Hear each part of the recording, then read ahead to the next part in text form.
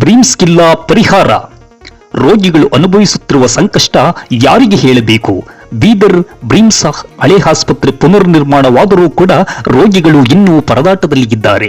ರೋಗ ಮುಕ್ತ ಮಾಡಿಕೊಂಡು ಹೋಗಲು ಬಂದ ರೋಗಿಗಳು ಎಲ್ಲೋ ಒಂದು ಕಡೆ ಮತ್ತೆ ಅನಾರೋಗ್ಯದ ಭಯದ ವಾತಾವರಣ. ಬ್ರೀಮ್ಸ್ ಆಸ್ಪತ್ರೆ ಆವರಣದಲ್ಲಿರುವ ಹಳೆ ಆಸ್ಪತ್ರೆಯ ಕತೆ ಇದು. ಒಂದಲ್ಲ ಎರಡಲ್ಲ ಸುಮಾರು ರೋಗಿಗಳು ಇಲ್ಲಿನ ಸ್ಥಿತಿಗಳು ಹೇಳಿದರೂ ಕೂಡ ಕ್ಯಾರೆ ಎನ್ನದ ಆರೋಪಗಳು ಕೇಳಿಬರುತ್ತಿವೆ. ಮೇಲ್ ಸರ್ಜಿಕಲ್ ಜನರಲ್ ವಾರ್ಡ್ಗಳ ಪಕ್ಕದಲ್ಲಿ ಇರುವ ಶೌಚಾಲಯಗಳ ಕ್ಲೀನಿಂಗ್ ಕೋಣೆಗಳು ಮತ್ತು ಕೊಠಡಿಗಳು ಹೆಸರಿಗೆ ಮಾತ್ರ ಸೀಮಿತವಾಗಿವೆ, ಹೊರತು ಉಪಯೋಗಕ್ಕೆ ಬಾರದಂತಾಗಿದೆ.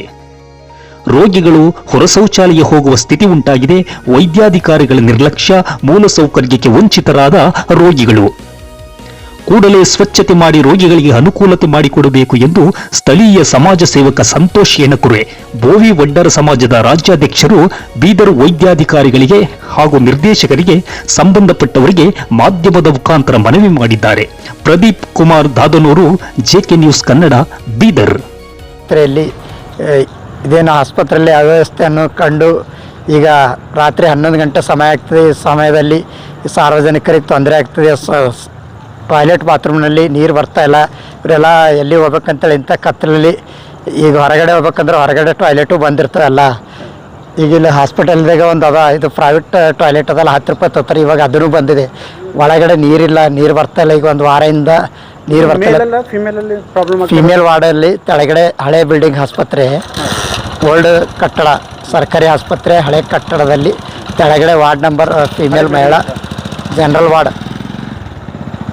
ಈ ಜನರಲ್ ವಾರ್ಡಲ್ಲಿ ನೀರು ಬರ್ತಾಯಿಲ್ಲ. ಇಲ್ಲೆಲ್ಲ ದೊಡ್ಡ ದೊಡ್ಡ ಜಿಲ್ಲಾ ಕೇಂದ್ರ ಇದೆ. ಜಿಲ್ಲಾ ಕೇಂದ್ರದಲ್ಲಿ ಸಾವಿರಾರು ಜನ ಬರ್ತಾರೆ ಎಲ್ಲ ತಾಲೂಕಲ್ಲಿಂತ. ಅವರಿಗೆ ಒಂದು ರಾತ್ರಿ ಹೊತ್ತಿನಾಗ ಒಂದು ಟಾಯ್ಲೆಟ್ ಹೋಗ್ಬೇಕಂತಂದ್ರೆ ನೀರಿನ ಸಮಸ್ಯೆ ಆಗ್ತದೆ, ಮತ್ತು ಕುಡಿಯೋ ನೀರಿಂದು ಸಮಸ್ಯೆ ಇದೆ. ಇಲ್ಲಿ ಎಷ್ಟು ದೊಡ್ಡ ಆರೋಗ್ಯ ಆಸ್ಪತ್ರೆಯನ್ನು ಕಟ್ಟಿದ್ದಾರೆ. ಇಲ್ಲಿ ಬ್ರಿಮ್ಸ್ ಆಸ್ಪತ್ರೆ ಮತ್ತು ವೈದ್ಯಕೀಯ ವಿಜ್ಞಾನಿಗಳ ಸಂಸ್ಥೆ ಮೆಡಿಕಲ್ ಕಾಲೇಜೂ ಇದೆ ಬೀದರ್ನಲ್ಲಿ. ಮತ್ತು ಇಬ್ಬಿಬ್ಬರು ಮಂತ್ರಿಗಳಿದ್ದಾರೆ ಮತ್ತು ವೈದ್ಯಕೀಯ ಶಿಕ್ಷಣ ಇಲಾಖೆ ಸಚಿವರಲ್ಲಿ ಎಲ್ಲ ಗಮನ ಕೊಡ್ಬೇಕು. ಶರಣ ಪ್ರಕಾಶ್ ಪಾಟೀಲ್ ಅವರು, ಇದೆಲ್ಲ ಅವರು ವೈದ್ಯಕೀಯ ಶಿಕ್ಷಣ ಇಲಾಖೆ ಒಳಗೆ ಅಂಡರಲ್ಲಿ ನಡೀತಾ ಇದೆ ಅಂಥೇಳಿ.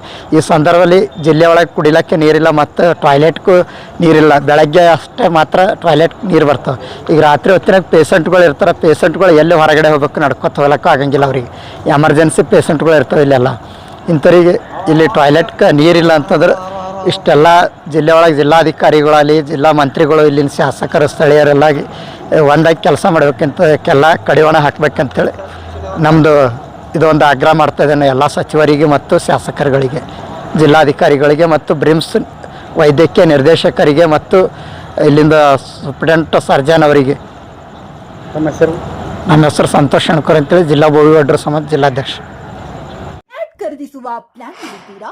ಹಾಗಾದ್ರೆ ಕೇತಕಿ ಡೆವಲಪರ್ಸ್ ನಲ್ಲಿ ಮೂಲಭೂತ ಸೌಕರ್ಯಗಳುಳ್ಳ CC road, footpath, garden, under drainage, water supply, ಉತ್ತಮ ಪರಿಸರವುಳ್ಳ ಫ್ಲಾಟ್ಸ್ ಲೇಔಟ್ ಲಭ್ಯ. ಬೀದರ್, ಹುಮ್ನಾಬಾದ್ ಸೇರಿದಂತೆ ಹಲವು ಭಾಗಗಳಲ್ಲಿ ಸುಂದರ ಲೇಔಟ್ಗಳಿದ್ದು ಅತ್ಯುತ್ತಮ ಬೆಲೆ, ಇಎಂಐ ಸ್ಕೀಮ್ಸ್ ಅನ್ನು ಲಭ್ಯ. ಹಾಗಿದ್ರೆ ತಡೆಯಾಕೆ? ಹಿಂದೆ ಸಂಪರ್ಕಿಸಿ 7676474747 MD ಸಂಗಮೇಶ್ ಚಿದ್ರಿ, ಹುಮ್ನಾಬಾದ್. ಗ್ರಾಹಕರ ಸ್ಯಾಟಿಸ್ಫ್ಯಾಕ್ಷನ್ ನಲ್ಲಿ ನಂಬರ್ 1 ತೃಪ್ತಿಕರ ದೈಹಿಕವಾದ ಹುಮ್ನಾಬಾದ್ನ ಎಸ್ವಿ ಟಿವಿಎಸ್ ಶೋರೂಮ್ ನಿಮಗಾಗಿ ತರುತ್ತಿದೆ ಹೊಸ ಮಾಡೆಲ್ಗಳ ಹೊಸ ಬೈಕ್ಗಳು. ಇಲ್ಲಿ ಟಿವಿಎಸ್ ನ ಸ್ಪೇರ್ ಪಾರ್ಟ್ಸ್ ಹಾಗೂ ಸರ್ವಿಸ್ ಕೂಡ ಲಭ್ಯ. ಹಾಗಿದ್ರೆ ತಡೆಯಾಕೆ? ಹಿಂದೆ ಭೇಟಿ ನೀಡಿ, ನಾಗಲಕ್ಷ್ಮಿ ಧಾಬಾ ಹತ್ತಿರ, ಗುಲ್ಬರ್ಗಾ ರೋಡ್, ಹುಮ್ನಾಬಾದ್. ಹೆಚ್ಚಿನ ಮಾಹಿತಿಗಾಗಿ ಸಂಪರ್ಕಿಸಿ 8494951009.